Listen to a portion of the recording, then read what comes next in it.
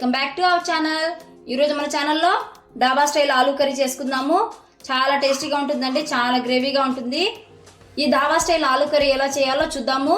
ముందుగా వీడియోలోకి వెళ్ళే ముందు ఫస్ట్ టైం నా ఛానల్ ఎవరైనా చూస్తున్నట్టయితే ప్లీజ్ సబ్స్క్రైబ్ చేయండి. ఇప్పుడు ప్రాసెస్ చూద్దాం. ముందుగా 4 మీడియం సైజ్ పొటాటోస్ని బాయిల్ చేసి కట్ చేసి పెట్టుకున్నాము.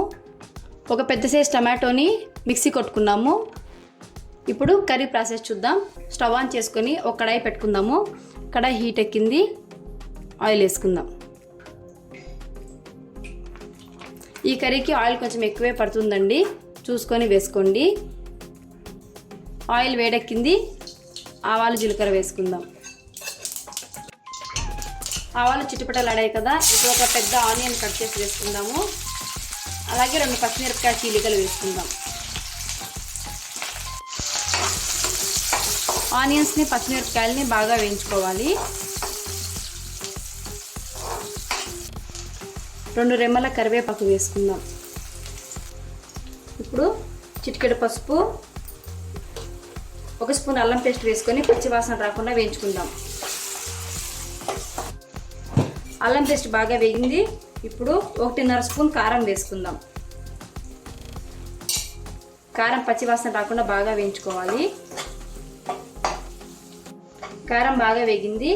ఇప్పుడు చిన్న కప్పుతో 1 కప్పు పెరుగు వేసుకొని లో ఫ్లేమ్లో పెట్టుకొని కలుపుకోవాలి, లేదంటే పెరుగు విరిగిపోతుంది. ఆయిల్ సపరేట్ అయ్యేంత వరకు కుక్ చేసుకుందాం. చూడండి, పెరుగు బాగా కుక్ అయ్యి ఆయిల్ సపరేట్ అవుతుంది. ఇప్పుడు ఒక టమాటా మిక్సీకి వేసుకున్నాం కదా, ఆ పేస్ట్ వేసి బాగా కుక్ చేసుకుందాం. చూడండి, టమాటా ప్యూరీ బాగా ఉడికింది, ఆయిల్ సపరేట్ అవుతుంది. 1.5 స్పూన్ సాల్ట్ వేసుకుందాము. ఇప్పుడు సాల్ట్ వేసుకున్న తర్వాత ఒకసారి బాగా మిక్స్ చేసుకుని మనం బాయిల్ చేసి పెట్టుకున్న పొటాటోస్ ఉన్నాయి కదా, ఈ పొటాటోస్ వేసేద్దాం. పొటాటోస్ వేసి బాగా మిక్స్ చేసి ఒక 10 నిమిషాలు మూత పెట్టుకుందాము.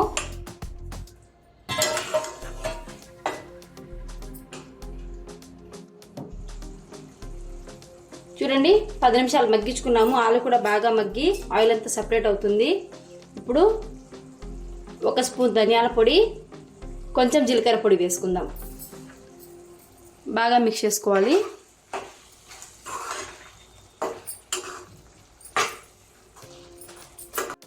ఫైనల్గా తరిగి పెట్టుకున్న కొంచెం పుదీనా, కొంచెం కొత్తిమీర వేసుకొని స్టవ్ ఆఫ్ చేసుకుందాం. ఫైనల్గా వేడి వేడి టేస్టీ డాబా స్టైల్ ఆలూ కర్రీ రెడీ. మీ ఇంట్లో కూడా ట్రై చేయండి ఫ్రెండ్స్. ఈ వీడియో నచ్చితే లైక్ చేయండి, షేర్ చేయండి, సబ్స్క్రైబ్ చేయండి.